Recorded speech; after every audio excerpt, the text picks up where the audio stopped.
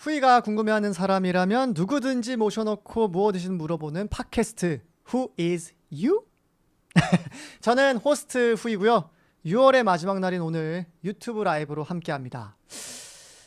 오늘의 게스트를 제가 소개시켜드리도록 하겠습니다. 사실 뭐 게스트가 누군지 다 알고 계시겠지만 오늘의 게스트라면 바로 가요계의 쿼카가 저라면 미술계의 쿼카는 이분입니다. 그림을 읽어주는 남자 도슨트 정우철님 모셨습니다. 네, 안녕하세요. 안녕하십니까. 안녕하세요. 도슨트 정우철입니다. 반갑습니다. 아니 제가 검색을 좀 해보니까 네. 도슨트계의 아이돌이라고 형님께서 부끄럽습니다. 이게 그게 미술 쪽에서 이렇게 누가 붙여주셨는데, 네네. 이제 방송하면서 네. 진짜 아이돌들 만나니까 이거는 조심해야겠다. 그래요? 부끄러워요. 근데 형님 멋있으신데요 뭐.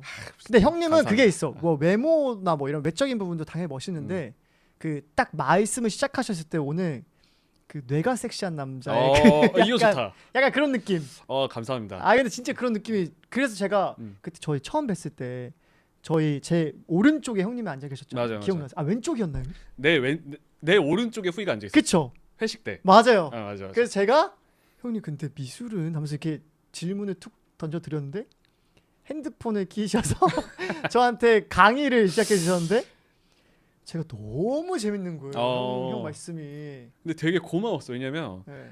나도 그런 회식이 처음이어가지고 네네네네. 막 어쨌든 방송인들이 모여 있었잖아. 맞아요. 너무 뻘쭘한 거야. 뻘쭘한데 여기서 내가 그림 얘기를 해야 되나? 못 하겠는데 먼저 물어봐줘가지고 네네네. 되게 재밌게 했었어. 그래서 네. 그때 약간 이 그림 얘기를 되게 좋아하는구나라고 네. 생각해서 약간 마음을 좀 열었지. 그러니까요. 그러니까 저는 사실 그 별밤 라디오에서 저희가 회식 때 만난 건데 너무 감사했던 게 이제 그 자리에 너무 이제 사실 모든 업계에서 진짜 내로라는 분들만 오시잖아요. 그래서 그분들을 뵐 수 있는 것도 너무 신기했고, 근데 그 와중에 또 형님 옆에 앉아서 사실 저는 그림이나 뭐 미술에 당연히 관심은 무조건 있는데 이렇게 저에게 뭔가 직접적으로 뭔가 이렇게 교육적으로 접근해 주신 분은 처음이었어요. 이게 약간 직업병인 게 누가 물어보면 갑자기 약간 이게 발동돼.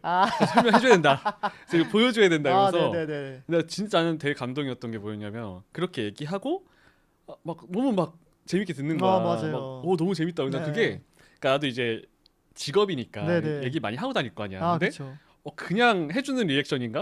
이 생각 하잖아. 그러니까 왜 이렇게 재밌게 뭔가 그냥 해주는 건가라고 생각했는데 나중에 진짜 먼저 연락을 해가지고 맞아요. 제가 문자 드렸죠. 전시 보러 가자 그래가지고 찐이다. 친해져야겠다. 근데 저는 진짜 사실 그때 문자 드릴 때도 고민하긴 했어요. 개인적으로. 왜냐면 그때 이제 뵙고 사석에서는 뵌 적이 없으니까. 그치. 그러니까 이제 뭔가 혹시나 불편하시면 어떡하지라는 걱정으로 또 연락을 드렸는데 너무 흔쾌히 심지어 그날 표도 사주시고 형님께서 맞아. 거의 뭐 미술 이렇게 데리고 동생 조카 데리고 가는 것처럼 재밌었어. 같이 설명해주고. 저는 잊지 못합니다. 진짜 너무 재밌었고 사실 그래서 제가 최근에도 한번 연락을 했는데 이제 너무 바빠져가지고 이제 제가 계속 빠꾸를 당했지. 네, 제가 캔슬을 해버려가지고 아무튼 제가 조만간 일식 그때 약속했던 거 일식 먹기로 했잖아. 네, 제가 대접해드리고 또 전시도 같이 가고. 그러니까 전시 보러 가자. 전시 좋은 거 너무 많아. 그러니까 저는 사실 그냥 뭐 부러워하셔도 돼요. 진짜 부러운 일이거든요 이거. 형님이랑 전시를 둘이 보러 갔어요. 이거 진짜 권력이에요 이거 진짜. 왜냐면 나도 이제 내가 느끼는 건데 내가 이렇게 그림이라는 게 그러니까 누가 해주면 재밌어. 얘기해주면 재밌거든. 화가 얘기해주고. 그래서 그래도 나랑 보면 나름 재밌다.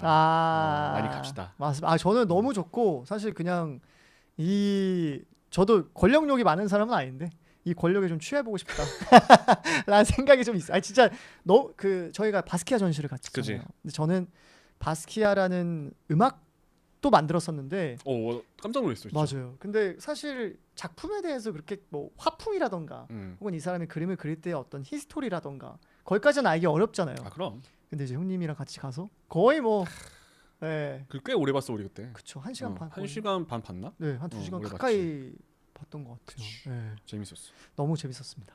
아무튼 근데 지금 오후 8시가 넘은 시간인데 오늘은 혹시 뭐 하다 오셨어요? 나 아침에 여기 일찍 와가지고 네. 나 오늘 여기 한 지금 8시잖아. 네. 나 몇 시였지?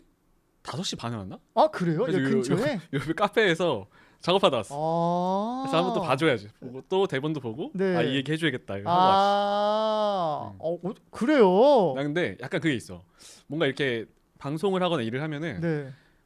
좀 일찍 와 있어야 마음이 너무 편해. 그러니까 항상 무슨 일이 생길 것 같아. 네네네. 그래서 그래도 이런 방송은 최소한 한 1시간, 1시간 반 정도는 미리 와 있는 것 같아. 어쩐지 항상 말씀을 하실 때마다 너무 정돈되어 있었는데. 정돈하고 있었어. 정돈을 하고 계셨군요 이미. 요 멘트 해야겠다. 이게 사람이 근데 말을 할 때 이렇게 딱 정돈해서 말할 수 없는데 형님이 항상 말하는 게 직업이라 네. 나름대로 다 이렇게 항상 그 문장들을 또 써놓고 있지. 그러니까요. 진짜 근데 저는 궁금한 게 그러니까 제가 사실 미술 관련된 게스트를 모신 것도 처음이고 어쩌면은 미술 관련된 어떤 직업군의 분들을 직접적으로 뵌 적이 많이 없으신 분들도 계실 거예요. 거의 그렇지. 네. 그래서 도슨트라는 직업에 대해서 조금 설명을 해주신다면 어떨까요? 일단 이걸 좀 하면 좋을 것 같아. 네.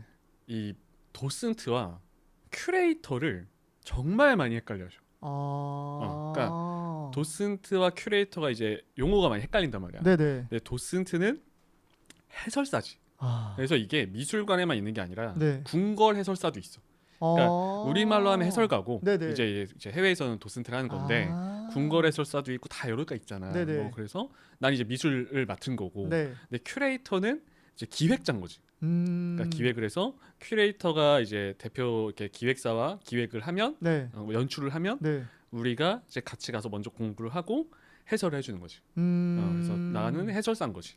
그러면 큐레이터 분들은 그 작품을 해외에서 이렇게 다 이렇게 수소문해서 이렇게 수소문하지 않고 어떻게 그러니까 저희 과정을 모르니까. 그러니까 이제 큐레이터도 다 기획사가 있는 거야. 그러니까 이게 에이전시라 생각하면 돼. 그러니까 근데 거기는 이제 미술품을 다루는 거지. 그리고 예를 들면 우리가 뭔가 뭐 고흐전을 해야 돼. 그럼 해외에 있는 고흐 작품이 많은 미술관이나 아니면 정말 고흐 미술관에 연락을 해서 가져오잖아. 그럼 그때 그 미술관 측에서 우리 이런 작품 내줄 수 있어요.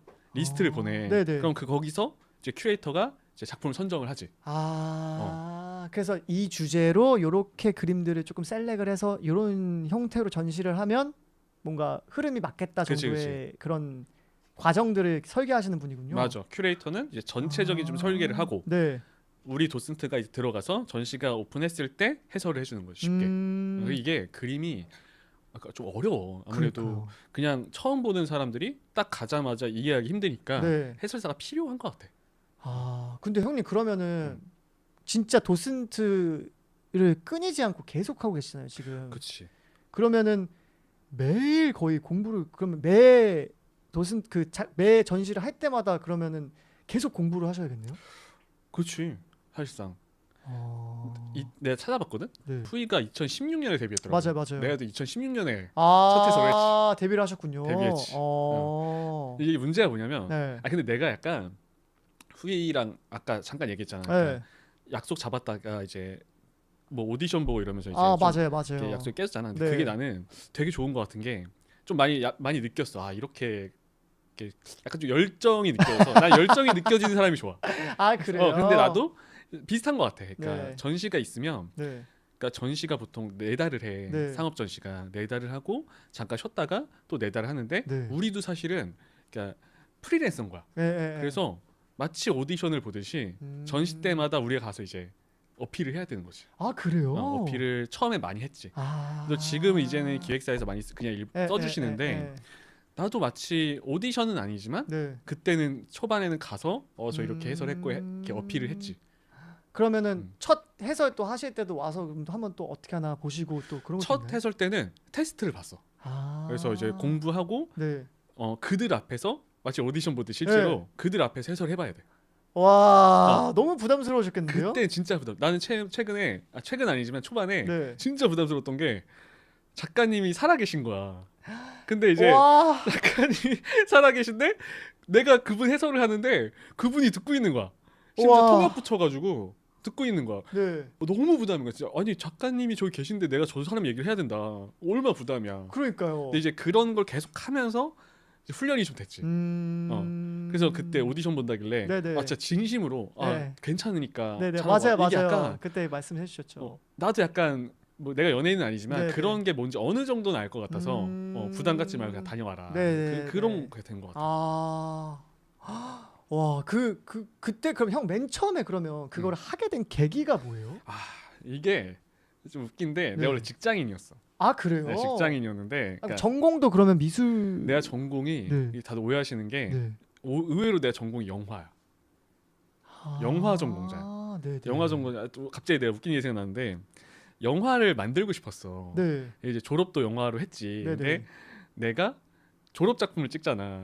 그냥 짧게 얘기하면 졸업 작품을 내 주인공이 지금 나름 스타가 됐어. 아 그래요? 그분이 알 거야 아마. 그 허성태 배우라고. 네 압니다. 허성태 배우가 내 졸업 작품 주인공이었어. 10년도 더 전에. 와. 근데 진짜 나는 되게 사람이 진짜 착하게 살아야 된다 이렇게 느꼈던 게 이렇게 인연이 될 수 있구나 싶었던 게 지금은 연락을 못 하는데 졸업하고 그 허성태 배우님이 그냥 길 가다 만났어. 그냥 진짜 길 가다 구로 디지털 단지역에서 만나가지고 어디 가세요 물어보니까 오디션 보러 간다는 거야.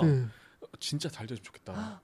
그때 완전 100% 무명이셨거든요. 그래서 잘 되면 좋겠다 하고 몇 달 뒤에 그 밀정이란 영화에 나왔어요. 그래서 그분이 잘 되는 걸 보면서 저렇게 사람이 인생이 풀릴 수도 있겠다 싶었거든. 근데 내가 그리고 이제 회사원이 됐지. 근데 우리 엄마가 화가였어.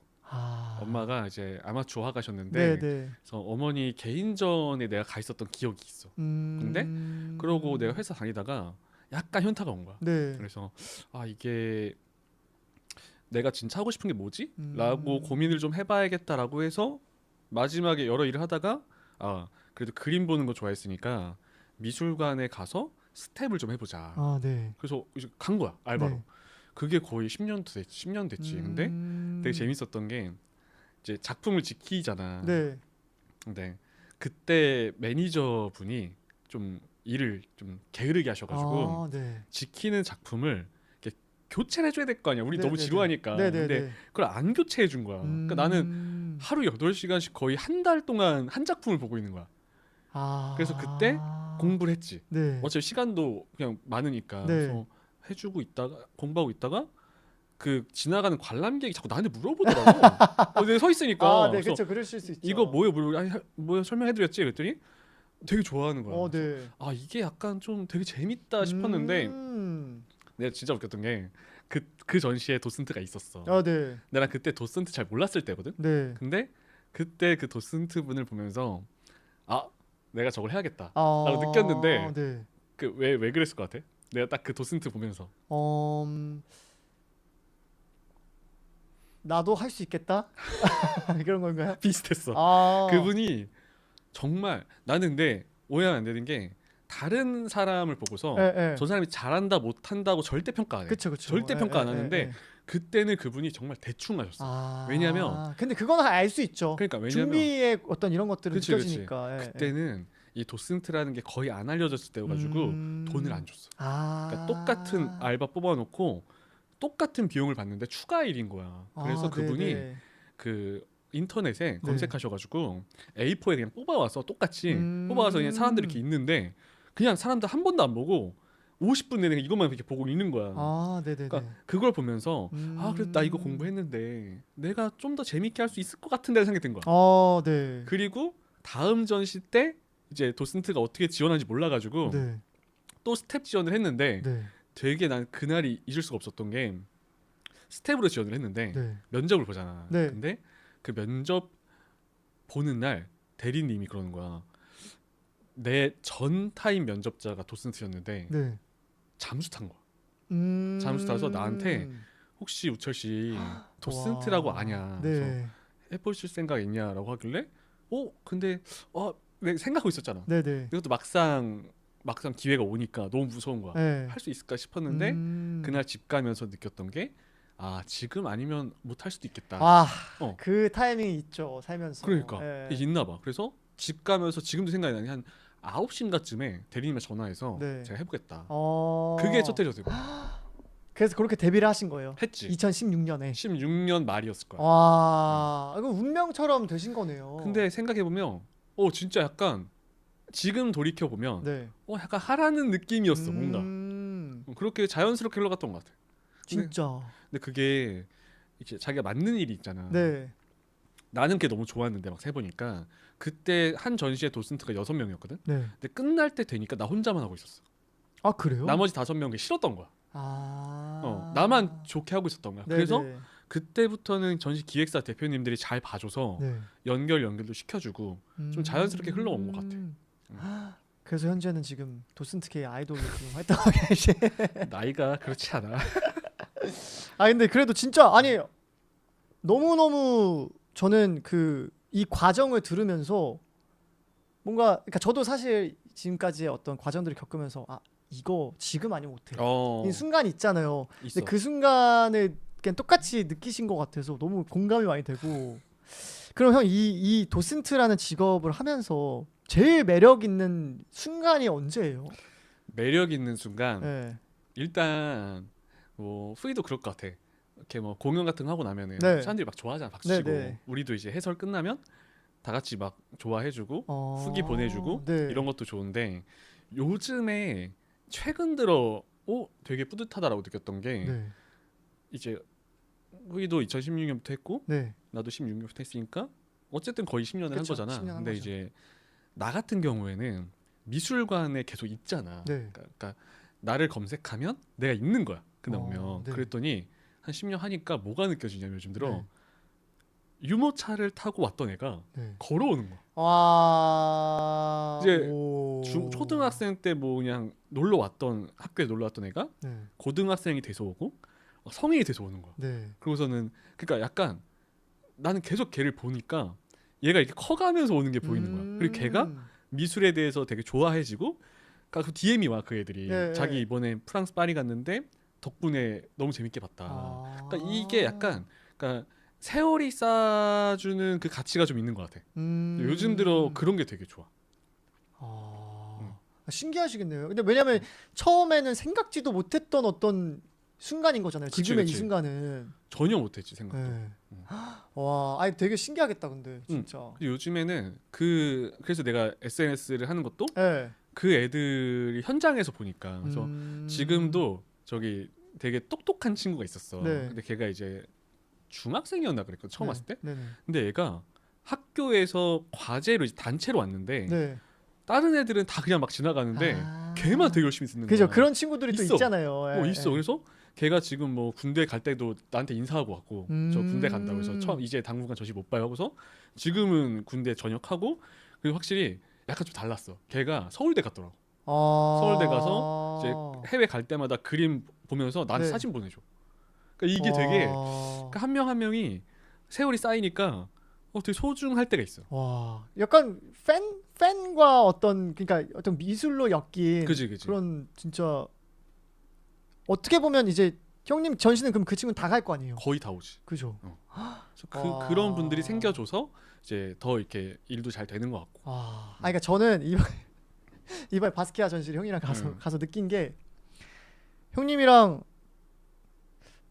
한 블록 넘어가면 아는 사람이 계시고 한 블록 넘어가면 또 누가 인사를 하시고 바쁘시더라고요. 그 전시가 잘 돼가지고. 그래요? 물론 나도 이제 막 이런데 다니면 모르지만 이제 미술관과 가까워지면 좀 아는 분들이 이제 인사를 해주지. 그래서 저는 거기서 그걸 느꼈어. 이 형 되게 끝발이다. 뭐 끝발이다.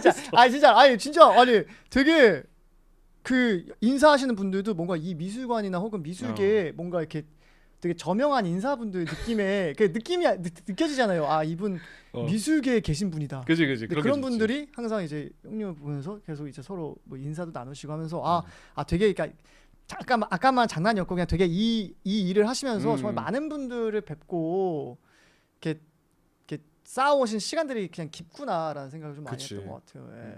사실 뿌듯했습니다 저는. 나도 뿌듯했어. 이 사람과 옆에서 내가 후이랑 전시를 아니. 근데 저는 또 궁금한 게 예를 들면 제가 이제 저랑 전시를 다닐 때도 형님도 저한테 그냥 슬쩍 해주셨던 말이 뭔가 이제 형님은 너무 그림을 그동안 많이 보셨으니까 그러니까 제가 드리는 질문이 어떨 때 보면 좀 당황스러우실 수도 있잖아요. 이렇게 어떻게 보면 이렇게 1차원적인 질문을 할 수 있나? 이럴 수 있잖아요. 그치. 근데 형님은 저번에 저한테는 오히려 이제 형님 너무 많은 걸 또 보고 느끼셨으니까 오히려 그 예전으로 돌아가서 그런 어떤 질문들을 받았을 때 나한테 다시 오는 그런 신선함들이 있어서 되게 다시 한번 또 보게 된다라는 말씀을 해주셨는데 했지. 혹시 그 관객분들도 오셔가지고 형님께 뭐 어떤 질문들을 난처한 질문들이나 뭐 이런 경우들이 있으신지도 궁금해요. 많지. 그 내가 진짜 상상을 초월하는 질문이 많이 와. 그러니까, 그래요? 근데 그때 후이도 얘기했지만 그러니까 이게 뭐가 있냐면 그러니까 나는 어쨌든 계속 그림을 공부하잖아. 그쵸. 근데 이제 그럼 강박이 있어. 왜냐면 이분들이 왔을 때 이걸 다 대답해 줘야 된다는 강박이 되게 있어. 근데 그쵸. 지금은 강박을 좀 내려놨고 모르면 모른다 그래. 나도 모르겠다라고 하는데 근데 이제 와서 보니까 그냥 모르는 건 모른다고 하는 게 제일 맞는 것 같아. 괜히 막 이렇게 막 짜는 것보다. 맞아요, 근데 맞아요. 이제 나는 계속 공부를 하니까 이 그림을 볼 때 그러니까 딱 정해진 답을 자꾸 본단 말이야. 근데 오히려 후이나 그때도 후이가 왔을 때도 이렇게 막 전혀 내가 내 입장에서 생각도 못한 질문을 그냥 툭툭 던질 때가 있어. 이게 이렇게 보는구나. 그러니까 어떻게 보면은 그림에 있어서는 가장 일반인 시선이잖아. 맞아요. 그래서 그런 후이는 그냥 툭툭 던지는 질문인데 후이는 되게 어떻게 보면 1차원적이라고 했지만 맞아요. 그런 질문을 들었을 때 오히려 그게 좋은 게 이런 질문을 해줘야 되겠다 이런 대답을. 그쵸. 그래서 그런 것들을 모아서 나중에 뭐 강연 갔을 때 그렇게 설명해주는 경우도 있어. 오히려 공감대가 있어. 그래서 지금 우리도 별밤도 많이 했잖아요. 그 김이나 작사가님도 되게 독특한 질문 많이 해. 근데 누나는 또 약간 더 독특한 구석을 파고드시는 그런 면이 또 있으시니까. 뭐지 이거? 이런 생각을 어떻게 하지? 그럴 때 되게 많아가지고. 나는 그래서 그때 얘기했던 것도 많이 해줘라 질문. 내가 모르는 건 모른다고 하는데 되게 신선한 게 많아. 그래서 그런 게 있어야 좀 자극이 되는 것 같아. 일반인은 저걸 궁금해하는구나. 그쵸. 그게 되게 필요해. 사실 진짜 저는 진짜 자부할 수 있는 게 저랑 다니시면 형님 진짜 저는 그런 질문밖에 안 해요. 좋아. 많이 느꼈어. 달의 뒷면 같은 질문 있잖아요. 이거는 얼마예요, 형? 이런 거부터. 근데 그게 여기부터 시작해서. 그러니까 미술 좀 어려워하잖아. 어려워하는 게 그걸 좀 내려놔야 되거든. 근데 내가 생각했을 때 그런 질문을 해줘야 되는데 이렇게 해주는 사람이 없어서 더 막 주눅 드는 것 같아. 누가 해줘야 되는데 나도 어디 강연 가면은 그냥 막 하거든. 이 질문 하셔라 그냥. 그러니까 그런 걸 많이 해주고 나 이런 프로에서도 그러니까 너무 막 이렇게 막 학문적으로 얘기하지 말고 그냥 막 가볍게 해주는 게 제일 좋은 것 같아. 그걸 풀어줘야 되는 것 같아. 나 같은 사람이. 그렇죠. 근데 사실 저는 형님이랑 다니면서 그게 너무 좋았던 게 그냥 그러니까 제 이 시선에서의 그 질문들이 나가는데도 불구하고 형님께서 그냥 그런 거에 대해서도 그냥 되게 러프하게 다 이렇게 설명을 해주시고 한 게 저는 되게 재밌었고 너무 좋았던 것 같습니다. 뭐 궁금하신 분들은 이제 또 지금 예술의 전당에서 있지. 지금 또 하고 계시거든요. 지금 페르난도 보테로 전시라고 되게 재밌어. 그래요. 혹시 그러면 그 보테로라는 작가님에 대해서도 조금 설명해 주실 수 있으세요? 보테로가 그냥 검색하면 나오는데 그러니까 남녀노소 별로 그 거리감이 없는 게 봤을 거야. 한 번쯤은 어떻게 그리냐면 보테로의 손을 거치면 다 인물이 팽창돼. 다 이렇게 그러니까 작가님은 자기 인물을 뚱뚱하다고 하는 걸 되게 싫어했는데 뚱뚱한 인물들을 그려. 그래서 강아지도 이렇게 부풀어 있고 고양이도 부풀어 있고 사람도 다 부풀어 있어. 근데 그 작가가 그런 명화들을 또 변주시켜 가지고 다 이렇게 뚱뚱하게 바꾸는 작업을 하거든. 그래서 그게 사실 뭐 아이들도 좋아하고 그냥 누구나 와도 편하게 볼 수 있는 그림들. 그래요. 혹시 재밌어. 연도로 치면 어느 정도 연대? 얼마 안 되시. 그 작가님이 1932년생이시고 그리고 이게 23년에 돌아가셨어. 그래서 이제 회고전을 하고 있는 거죠. 네네네. 비교적 최근 작품들이 있는. 아마 오면은 그 작가님 자체가 어려운 그림을 그리는 사람이 아니야. 그래서 우리 뭐 추상 미술 이런 거 되게 어려워하는데 구상, 그러니까 알아볼 수 있는 그림을 그리시고 다 이렇게 통통해지니까 애기들도 진짜 좋아하고 이게 미술사적인 지식이 없어도 그냥 볼 수 있는 그림으로서 그냥 재밌게 볼 수 있는 거야. 근데 되게 중요한 게 뭐냐면 이 질문을 항상 해주고 싶어. 나는 콜롬비아 출신이야. 네. 콜롬비아 메데인 출신인데 콜롬비아 메데인이 그 작가님의 고향이 진짜 유명한 게 그러니까 별로 아름다운 게 없었어. 범죄도 많았고 막 살해 이런 것도 많았고 했었던 나라인데 네. 이제 그 작가가 예술로 자기 고향을 아름답게 바꾸고 싶었던 거야. 그래서 재밌는 그림을 그리고 네. 누구나 기분 좋아지는 그림을 그리면서 말년에 2000년에 자기 작품들 100여 점이랑 자기가 모았던 뭐 피카소, 샤갈 이런 작품들 다 기증해서 네. 자기 고향에 처음으로 미술관도 세운 사람이야. 와. 근데 되게 중요한 게 뭐냐면 나도 이제 유튜브를 하지만 네. 그런 얘기를 하는 분들이 있어. 진짜 있는 댓글들이 하는 거야. 막 세상이 전쟁 중인데 무슨 뭐 전시를 하냐 막 이런 있단 말이야. 세상이 막 이렇게 혼란스러운데 무슨 예술을 보냐라고 하는데 그게 진짜 잘못된 말인 게 정말 많은 작가들이 세상이 막 전쟁하고 혼란스러울 때 예술로 세상을 바꿀 수 있다고 믿은 사람이 많았어. 근데 실제로 기록을 찾아보면 자기 고향의 미술관을 세운 사람이고 막 평화의 상징 조각도 기증하고 그랬거든. 근데 진짜로 그 지역의 살인율부터 범죄율이 급속도로 낮아졌대. 그러니까 그 작가 생각한 거야. 왜 우리 고향은 이렇게 됐을까? 근데 그 작가 생각한 게 미술관이 하나도 없었대. 그래서 미술관을 세운 거야. 그리고 이런 막 행사들도 만들고 그랬더니 실제로 문화 예술이 커지니까 범죄율이 줄었다는 거지. 그거를 증명한 화가기도 해. 그래서 보면 좋겠어 많이. 이 얘기 들으면 진짜 갈 수밖에 없겠는데요. 되게 좋아할 거야. 저는 사실 뭐 어디든 가면 일단 보는 건 다 좋아하는데 너무 어렵지만 않으면. 그렇지. 지금 잘 되고 있어. 아 그래요? 전시도 잘 되고 그 작가 인기 많아. 아까 얘기했던 것처럼 그러니까 남녀노소 다 좋아하는 그림이야. 연령대도 상관없이. 저도 한번 꼭 언제까지예요, 형님? 그게 8월 말까지. 8월 말까지. 저도 시간 보고 일정 맞춰서 한번 놀러 가겠습니다. 형님 하시는 시간에 맞춰가지고 가서 저도 이렇게 해가지고 같이 보고. 나랑 보면 더 재밌지. 그러니까요. 그러니까 또 저는 갑자기 그 생각이 난 것 같아요. 그 형님 한번 초청해 주셨잖아요, 저희를. 그 클림트 작품 있는 전시를 초청해 주셨는데 거기에 전시를 했을 때도 어떤 귀족 분께서 작품들을 이렇게 모아서 그 도시에 또 미술관을 하나 또 만드셨고 그 얘기를 거기서 또 들었거든요. 그러니까 형님 말씀하신 대로 그런 분들이 되게 많으신 것 같아요. 그러니까 의외로 우리는 이제 그림 이런 거 볼 때 그냥 뭐 대표작 한 점만 보고 그냥 어렵다라고 하거나 아니면 해외여행 갔을 때 그냥 이제 봐야 되니까 보는 느낌인데 맞아요. 이게 내가 항상 얘기하는 게 사람 얘기거든. 그러니까 이 사람에 대한 얘기인 거야. 맞아요. 근데 그 사람들이 지금 우리가 거장이라고 불리는 사람들 중에서 그냥 그린 사람이 없어. 근데 지금 남아있는 우리가 알고 있는 작가들은 대부분 이런 신념이 있었던 작가들인 거지. 그러니까 예술로 뭔가 바꾸겠다. 되게 좋은 사람들이 많아. 와 너무 재밌다 진짜. 갑자기 너무 재밌는데 또 뭐 다른 얘기 하나만 더 해주세요. 뭐 해줄까? 근데 그러니까 뭐 예를 들면 또 세상에 또 좋은 선한 영향력을 끼친 뭐 작가님이라든지 뭐 그런 일화가 있다면. 영향력. 예를 들면 나중에 얘기하기 또 할 건데 디테일하게 그 마르크 샤갈도 마르크 샤갈이 90세를 넘게 살았어. 근데 유대인이야. 그리고 러시아 출신이야. 근데 이제 러시아 출신에다가 유대인이니까 당시에 근데 심지어 1차, 2차 세계대전 다 겪었어.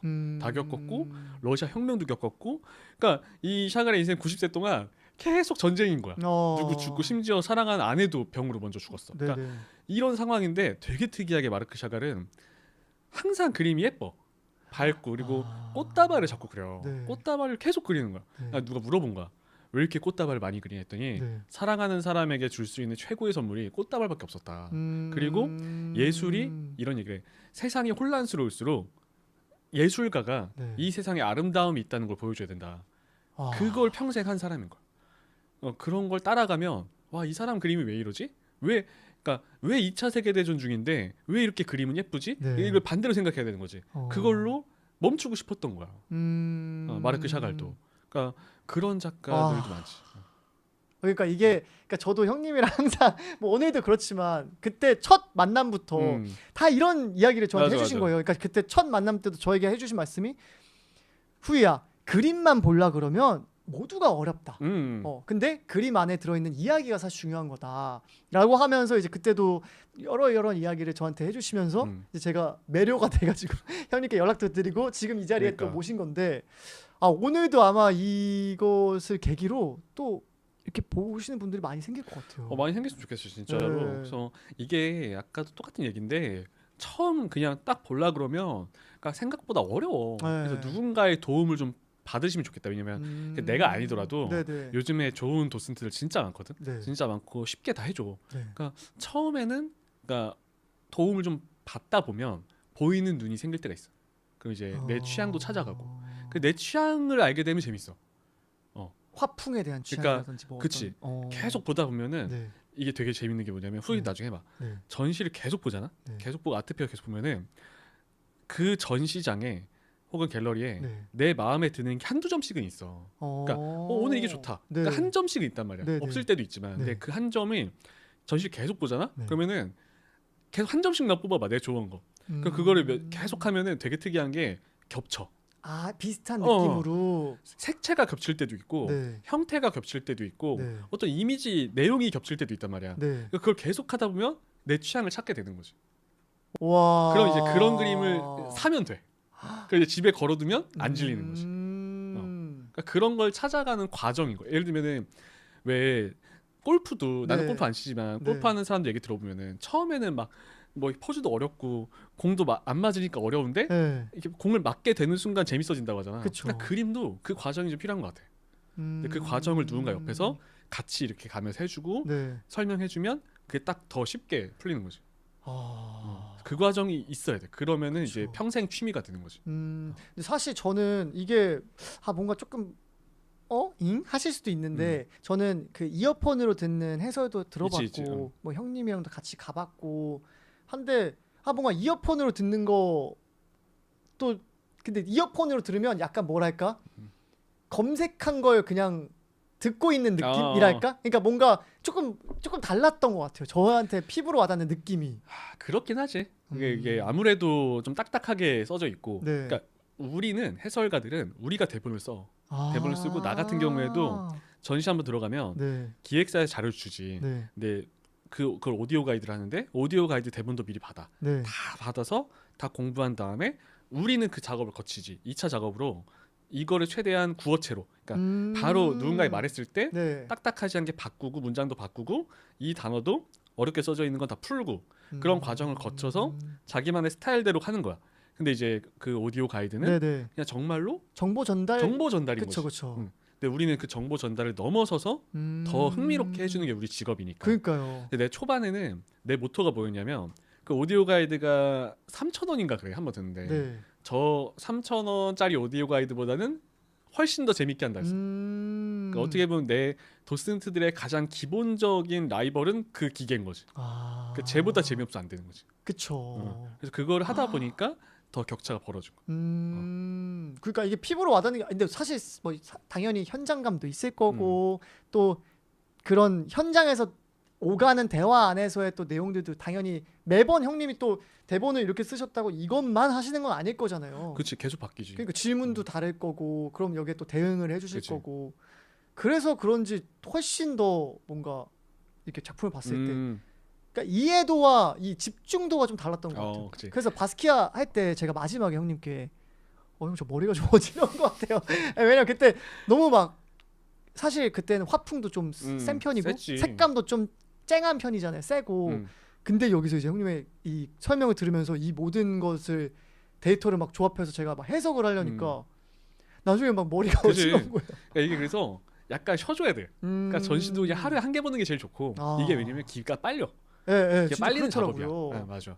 그래서 그런 게 좀 느껴질 때가 있을 거야. 계속 듣고 보다 보면은 그래서 다른 게 아닐까?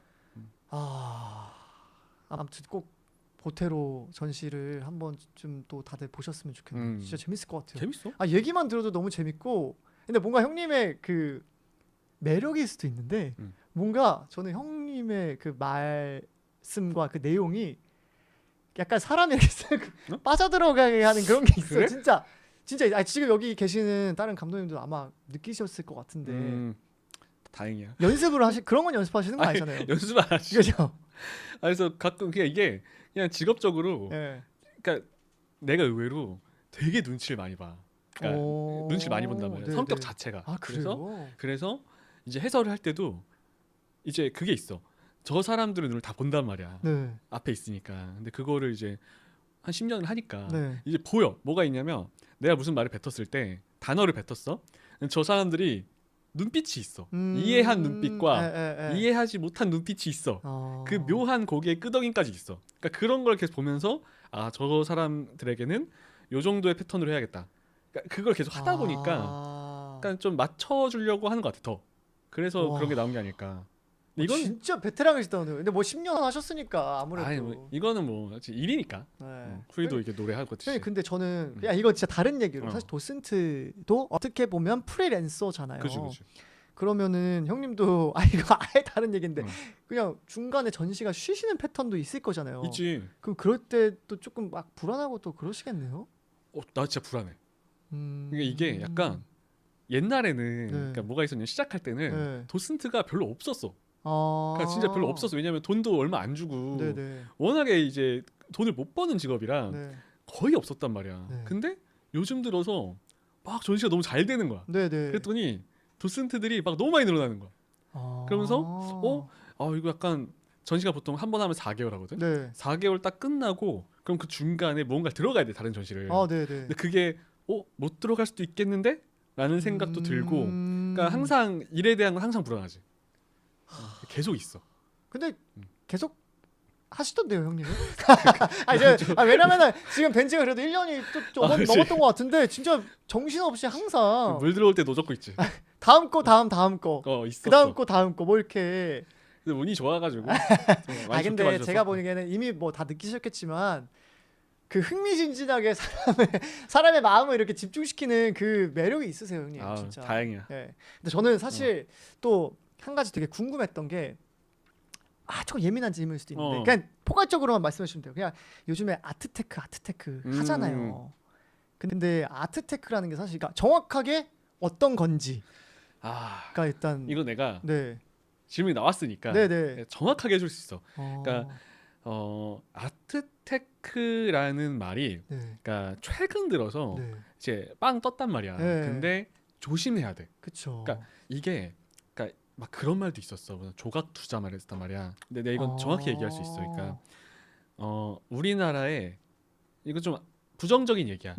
아트테크라는 걸 막 알렸던 갤러리들이 있거든. 대표들이 다 잡혀갔어. 사기로. 그러니까 우리가 생각할 때 많은 분들이 조각 투자 이런 건 하지 마. 절대 하면 안 돼. 그리고 조각 투자가 뭐예요? 그러니까 그림을 쪼개서 산다는 거야. 그러니까 돈이 별로 없는 사람들이 일반인들이 요 그림을 누가 소장하고 있고 우리가 저게 뭐 마치 주식을 사는 것처럼 일부를 산다 이거야.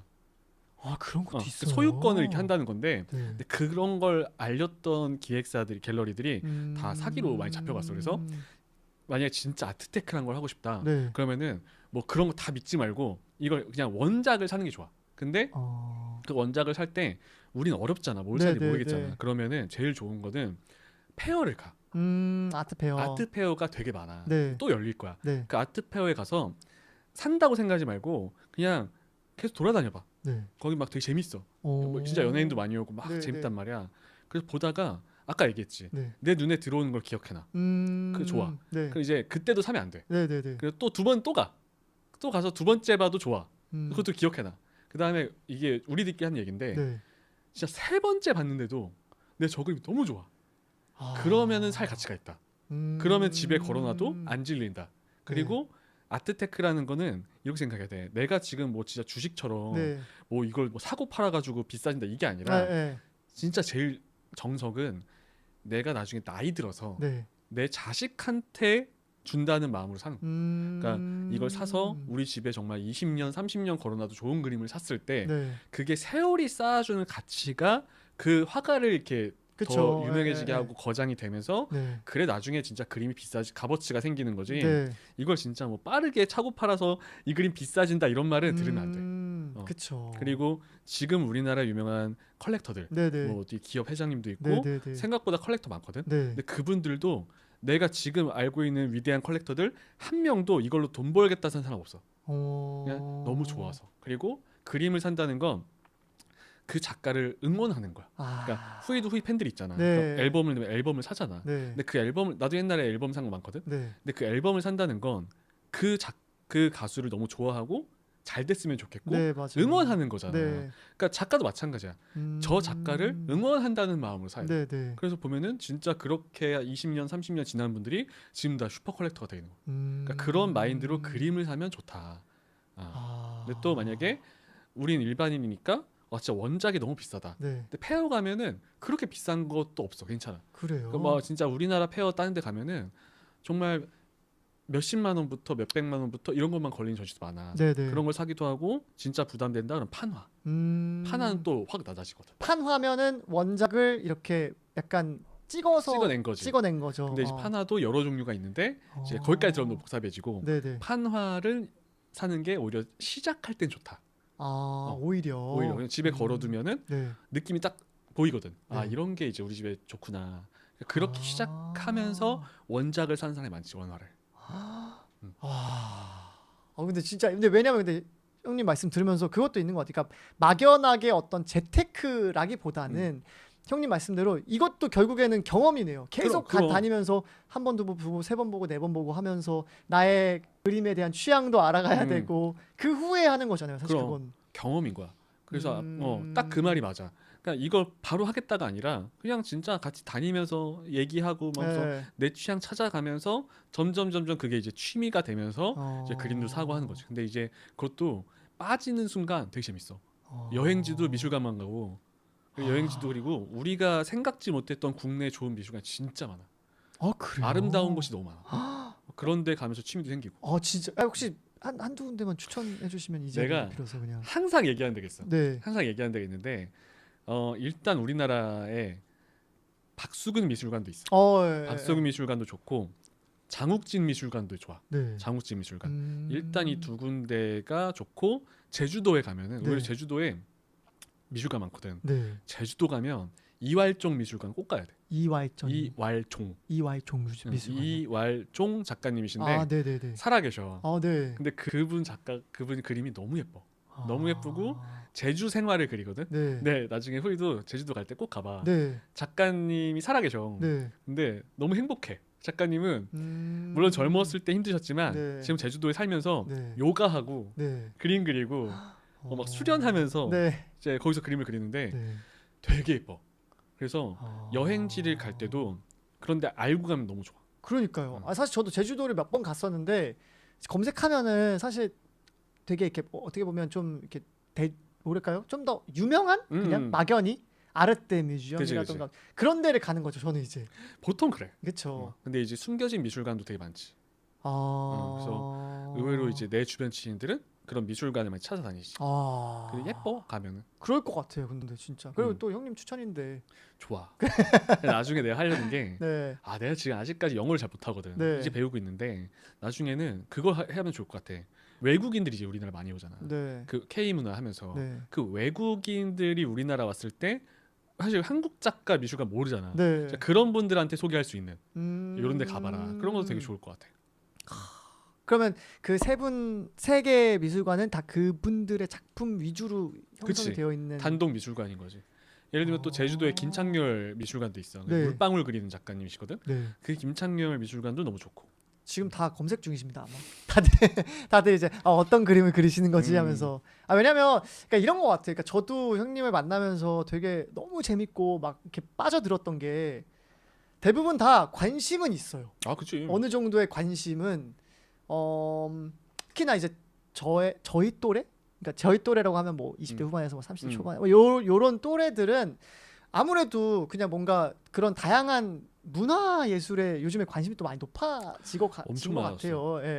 그래서 저도 20살 초반 뭐 이럴 때는 그러지 않다가 요즘에는 더 관심 많이 생기고 하는데 뭔가 형님 말씀 들으면서 이렇게 검색해서 한번 가보시는 것도 진짜 좋을 것 같아요. 그리고 내가 이제 1부 곧 끝날 것 같은데 이 얘기를 좀 하고 싶어서 뭐냐면 지금 K-팝부터 K-문화 엄청나잖아 진짜. 막 정말 BTS도 있고 봉준호 감독 다 많잖아. 근데 이 얘기를 누가 했었어요. 예전에 해외 외국인이 네. 이걸 기억해야 된다. 그게 뭐냐면 지금 우리 K 문화가 지금 우리가 잘해서 빵 뜬 것 같지만 네. 사실은 정말 전 세계에서 한국이란 나라 아무도 모를 때 우리나라 작가들이 50년, 60년 전부터 네.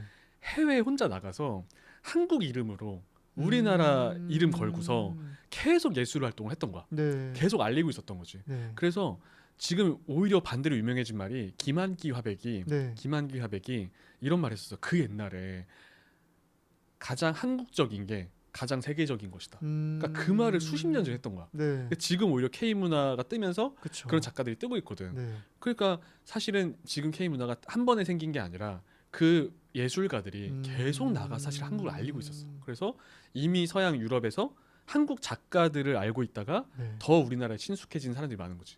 아, 되게 좋은 것 같아.